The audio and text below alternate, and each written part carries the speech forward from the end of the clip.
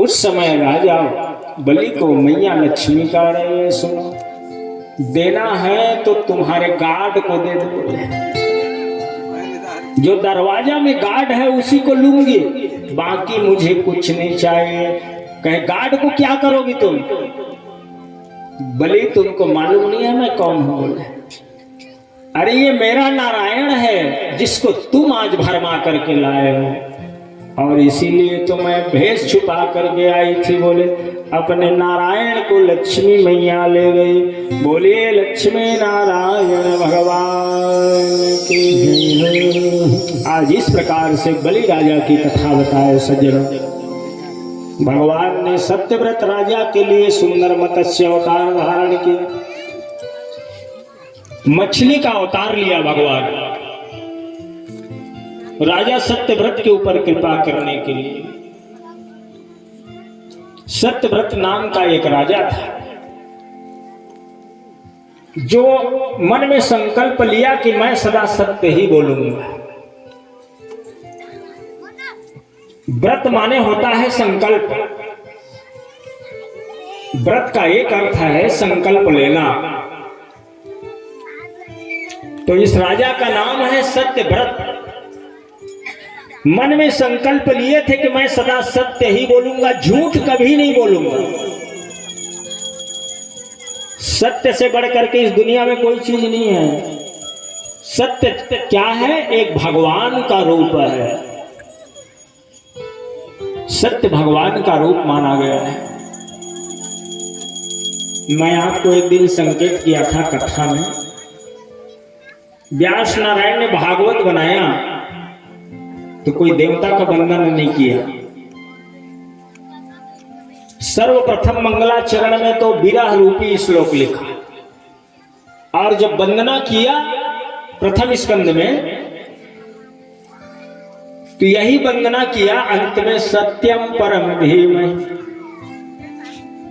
जन्माद्यस्य तन्मयादितरतश्चार्थे सुभिज्ञा स्वराट तेने ब्रह्म हृदयादि कवे मुह्यन्ति यत् सूर्या तेजो वारिमृदां विनिमयो यत्र त्रिसर्गो मिषा। सत्य का वंदना किया भगवान व्यास नारायण, कोई देवता का वंदना नहीं किया। और सत्य क्या है? तो यही एक भगवान का रूप है। तो राजा का नाम क्या था? बोले सत्यव्रत। आज सत्य है तो ही हम टिके हैं। 3 पैर तो कलयुग ने तोड़ दिया है। धर्म के कितने चरण? तो बोले 4 चरण, तप, सोच, दया और सत्य। बैल का कितना पैर? 4 पैर। तो 3 पैर कलयुग मार के तोड़ दिए थे डंडा से। क्या क्या? सोच, व्रत और तप को। बच गया था केवल 1 पैर। बोले क्या है? उसका नाम सत्य है। और सत्य में ही हम सभी लोग टिके हुए हैं। धर्म दूसरे सत्य समाना, धर्म दूसरे सत्य समाना, धर्म दूसरे सत्य समाना, धर्म दूसरे सत्य समाना। आगम निगम पुराण बखाना, आगम निगम पुराण बखाना, आगम निगम पुराण बखाना, आगम निगम पुराण बखाना। सत्य से बड़ा कोई चीज नहीं। सत्यव्रत नाम था। एक दिन यही राजा कृतमाला नदी में स्नान करने गए। भगवान मछली रूप लेकर के उसके अंजलि में आ गए, जल को नीचे फेंक दिया। दूसरा बार जल उठाए, फिर वही मछली आ गए, फिर फेंक दिए। राजा घर जाने के लिए तैयार हुए। आज समय ठीक नहीं है। घर में जाकर के भगवान को अर्घ दूंगा। जैसे जा रहे थे मछली बोले, कहीं सुनो राजन, तुम्हारे अंदर दया नाम का कोई चीज नहीं है जो आज मुझे छोड़ के जा रहे हो, फेंक के जा रहे हो। तुलसिया संसार में 5 रत्न है सार, संत मिलन हरि भजन तो दया धर्म उपकार। आज मुझे बिना दया के छोड़ के जा रहे हैं, उठा लो मुझे। राजा सोचने लगे मछली इस प्रकार से बोल रहा है, ये मछली नहीं है, उसको ले जाता हूं, कमंडल में रख लिया, ले गया। सुबह हुआ, मछली चिल्लाने लगे, मैं तो बढ़ गया हूं, दूसरे जगह रहने की व्यवस्था करो। हौला में डाल दिए, वहां बढ़ गए, हंडा में डाल दिए, कुआं में डाल दिए, तालाब में डाल दिए, बढ़ता गया। अब आखिरी नंबर में समुद्र है, चलो छोड़ देता हूं। जैसे समुद्र में डलवाने ले गए, मछली कहने लगे, यहाँ तो बड़े बड़े मगर रहते हैं, मुझे खा जाएंगे, मेरे ऊपर दया करो। तब राजा दोनों हाथ जोड़ करके पूछने लगे कि आप हैं कौन जो इस तरह से मुझे भ्रमित कर रहे हैं। राजा सत्यव्रत पूछने लगे भगवान से, बताया कि मैं नारायण हूं जो मछली रूप में आया है, अग्रीव दानव का वध मुझे करना है, क्योंकि ये दानव ब्रह्मा के वेद को चुरा करके ले गए हैं। आज उसको वापस करना है, दानव को मारना है, इसीलिए मैं मछली रूप में आया। राजन, आज के 7वां रोज यहाँ पृथ्वी जलमग्न होने वाली है, तुम्हारे सिवाय दूसरा यहाँ कोई नहीं बचेगा। उसी समय मैं मछली रूप धारण करके आऊंगा और मेरे आसरा से सुंदर तुम एक नौका में बैठ जाना। जब तक प्रलय रहेगा तब तक कि मैं तुमको मत्स्य पुराण सुनाऊंगा। भगवान बता करके समुद्र में अंतर ध्यान हुए, पृथ्वी जलमग्न हो गई, चारों तरफ प्रलय हुआ। एक नौका आया, उसमें राजा सत्यव्रत जो है बैठ गए।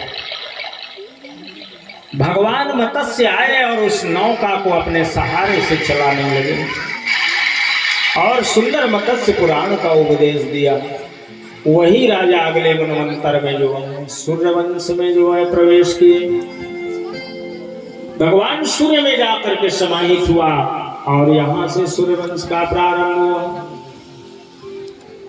सूर्यवंश का प्रारंभ होता है सज्जनों, तो राजा सत्यव्रत के बाद ही सूर्यवंशी राजाओं का चरित्र जो है वर्णन हुआ। मनु रूप में जन्म लेकर के आए राजा सत्यव्रत। आज जो है भगवान सूर्य से प्रारंभ होता है सूर्यवंश, सूर्यवंश से विवस्वान हुए और विवस्वान से वैवस्वत हुए और वैवस्वत से श्राद्ध देव नामक मनु। सूर्यवंश का यहीं से प्रारंभ हो गया। श्राद्ध देव नाम का मनु, जिसके पत्नी का नाम श्रद्धा रानी। राजा के एक भी संतान नहीं थे। राजा सोचने लगे कि चौथापन आ गया, एक भी संतान नहीं है। गुरु महाराज से जाकर के पूछे, बोले बेटा पुत्रेष्टि यज्ञ कराओ। राजा ने पुत्रेष्टि का तैयारी किया। जैसे यज्ञ चालू होने वाले थे, ब्राह्मणों से रानी श्रद्धा देवी पूछने लगी। देखो कितना सुंदर नाम है, श्रद्धा और श्राद्ध देव। श्रद्धा कौन है जानते हो? बिना श्रद्धा के कोई काम नहीं होता है।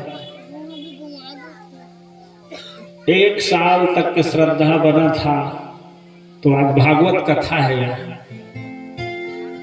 श्रद्धा में कोई चीज होता है, और श्रद्धा क्या चीज है? तो पार्वती देवी का रूप है। भवानी शंकर वंदे श्रद्धा विश्वास रूपेण। श्रद्धा एक पार्वती का रूप है। पूछने लगी श्रद्धा मैया, ये बताओ ब्राह्मणों, ये क्या हो रहा है? बताओ, यज्ञ चालू होने वाला है और रानी को पता नहीं है और राजा यज्ञ करा रहा है।